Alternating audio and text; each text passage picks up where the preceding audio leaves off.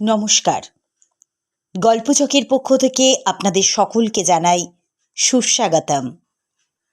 শুরু করছি আজকের গল্প। অনেকদিন আগে কবলয়পুরে ধনপতি নামে একজন ধনী বণিক বসবাস করতেন।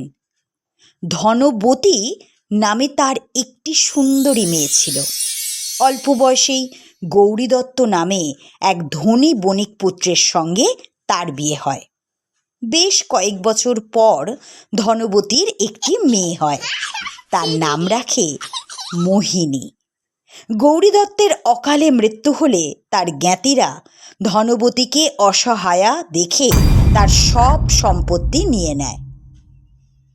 ধনবতী প্রাণের ভয়ে অন্ধকার অমাবস্যার রাতে মেয়েকে নিয়ে বাপের বাড়ি রওনা হলো। কিন্তু পথ ভুলে ধনবতী এক শ্মশানে গিয়ে উপস্থিত হয়। সেখানে এক চোর রাজার দণ্ডাদেশে 3 দিন ধরে শুলে বসেছিল। ভগবানের অশেষ কৃপায় এই 3 দিনেও তার প্রাণ যায়নি। অন্ধকারে দেখতে না পেয়ে ধনবতীর সঙ্গে তার ধাক্কা লাগলো। চোর কাতর স্বরে বলল, আমার এই কষ্টের ওপর আবার কষ্ট দিলে? তুমি কে গো? এই কথা শুনে ধনবতী বলল, আহা, আমি জেনে শুনে তোমাকে কষ্ট দিইনি। অন্ধকারে তোমাকে আমি দেখতে পাইনি, আমাকে তুমি ক্ষমা করো। কিন্তু তুমি অন্ধকার রাতে এখানে কেন এত কষ্ট ভোগ করছো? এই কথা শুনে চোর বলল, আমি জাতিতে বণিক। চুরির অপরাধে রাজা আমাকে শূলদণ্ড দিয়েছেন। জন্মকালে এক জ্যোতিষ আমার হাত দেখে বলেছিলেন এরকম অবস্থায় আমার মৃত্যু নেই। তাই আজ 3 দিন হয়ে গেছে, তবুও আমার মৃত্যু হয়নি। কিন্তু এ অসহ্য যন্ত্রণা সহ্য করাও যাচ্ছে না। একমাত্র তুমি আমাকে এই যন্ত্রণার হাত থেকে মুক্তি দিতে পারো। ধনবতী চোরকে জিজ্ঞেস করল, আমি কি করলে তুমি এই অসহ্য যন্ত্রণা থেকে মুক্তি পাবে? চোর বলল, তুমি তোমার মেয়ের সঙ্গে আমার বিয়ে দিলে আমি এই অসহ্য যন্ত্রণার হাত থেকে বাঁচি। আমার অনেক ধন সম্পত্তি আছে, আমি সেসব তোমাকে দেব। ধন সম্পত্তির কথা শুনে ধনবতীর আগ্রহ হলো। সে বলল, কিন্তু কিন্তু তুমি তো এক্ষুনি মারা যাবে। আমার যে নাতির মুখ দেখার বড় ইচ্ছা। তোমার সঙ্গে মেয়ের বিয়ে দিলে তা তো আর সম্ভব হবে না। চোর ধনবতীর কথা শুনে বলল, তুমি কন্যাদান করে আমাকে যন্ত্রণার হাত থেকে মুক্তি দাও। আমি অনুমতি দিয়ে যাচ্ছি, তোমার কন্যা বড় হলে কোনো ব্রাহ্মণের সঙ্গে তার বিয়ে দিয়ে দেবে। তাহলেই তুমি তোমার নাতির মুখ দেখতে পাবে। চোরের কাতর আবেদন আর অগ্রাহ্য করতে পারল না ধনবতী। তার মেয়ের সঙ্গে চোরের বিয়ে দিল। চোর বলল, সামনে ওই যে গ্রাম দেখা যাচ্ছে, ওখানে আমার বাড়ি। বাড়ির পূর্ব দিকে একটা কুয়োর কাছে এক বট গাছের নিচে আমার সমস্ত ধনরত্ন মাটির তলায় লুকোনো আছে। তুমি সেগুলো নেওয়ার ব্যবস্থা করো। এই কথা বলার পরই চোরের মৃত্যু হলো।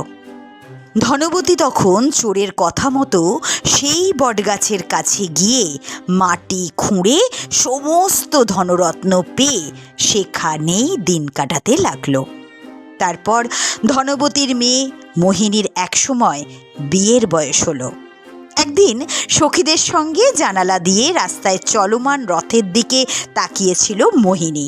সেই সময় এক সুপুরুষ ব্রাহ্মণ পুত্রকে সেখানে দেখতে পেয়ে মোহিনী তার রূপে মুগ্ধ হলো।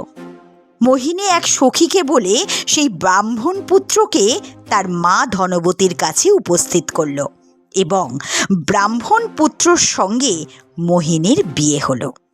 কিছুদিন পর মোহিনী একটি পুত্র লাভ করল। একদিন মোহিনী স্বপ্নে দেখল বাকছাল পরা, 3টি চোখ, কপালে বাঁকা চাঁদ, রূপোর মতো গায়ের রং, ষাঁড়ের পিঠে বসা এক সুপুরুষ তাকে বলছেন, তোমার পুত্র ক্ষণজন্মা, আগামীকাল মাঝরাতে তোমার ছেলেকে 1000 মোহরের সঙ্গে সুন্দর প্যাডরার মধ্যে ভরে রাজপ্রাসাদের সদর দরজার সামনে রেখে আসবে। অপুত্রক রাজা তাকে পুত্রের মতো লালন পালন করে বড় করবে এবং ভবিষ্যতে সেই হবে এদেশের রাজা।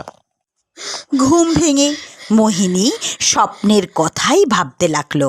তারপর তার মাকে সব কথা খুলে বলল।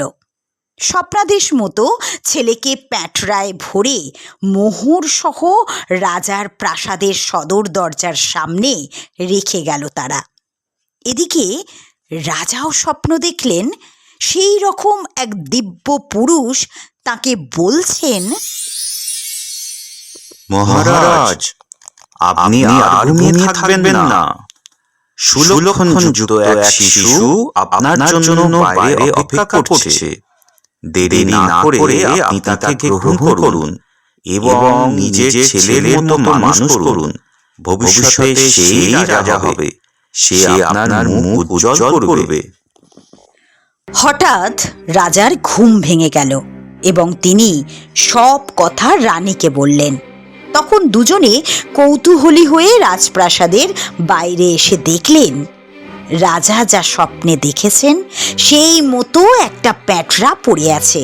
প্যাঁটরার মুখ খুলে দেখলেন দিব্যকান্তি এক শিশু তার মধ্যে শুয়ে আছে এবং গায়ের আলোয় চারদিক আলোকিত হয়ে আছে।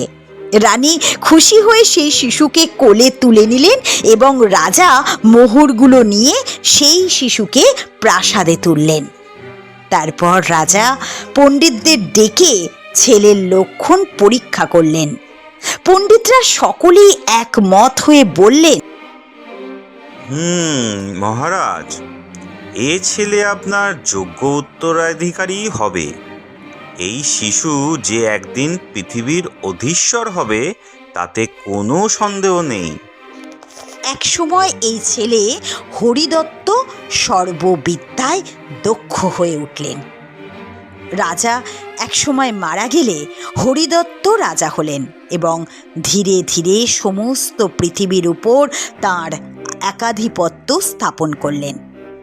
হরিদত্ত একবার তীর্থযাত্রায় গেলেন। অনেক তীর্থ ঘুরে শেষে গয়ায় এসে ফল্গু নদীর তীরে যথাবিধি শ্রাদ্ধ করে পিণ্ডদানে বসলেন।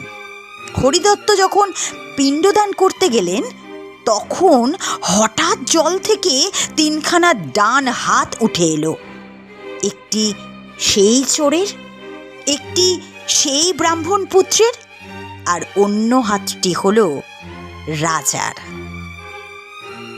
এই পর্যন্ত গল্পটি বলে বেতাল বিক্রমাদিত্যকে বলল, মহারাজ, আমাকে বলো তো এই 3 জনের মধ্যে কে হরিদত্তের পিণ্ড নেওয়ার প্রকৃত অধিকারী? শাস্ত্র যুক্তি দিয়ে কিন্তু আমাকে বুঝিয়ে বলতে হবে। বিক্রমাদিত্য বললেন, চোরের, কারণ ব্রাহ্মণ পুত্র টাকার জন্য মোহিনীর কাছে নিজেকে বিক্রি করেছিল। রাজাও প্রতিপালনের জন্য 1000 স্বর্ণমুদ্রা পেয়েছিলেন, কিন্তু সেই চোর ওই ছেলের জন্য তার সব কিছু দিয়ে গিয়েছিল এবং মোহিনীর মা সেই চোরকে কথা দিয়েছিল ছেলে তারই হবে।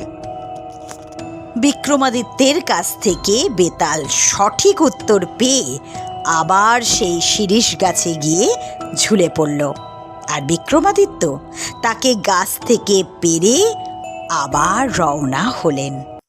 গল্প চকিতে আরও নতুন নতুন গল্প শোনার জন্য অবশ্যই আমাদেরকে সাবস্ক্রাইব করুন এবং লাইক, শেয়ার, কমেন্ট করতে ভুলবেন না। আজকের মতো এতটাই। দেখা হবে পরের ভিডিওতে। ততক্ষণের জন্য বাই।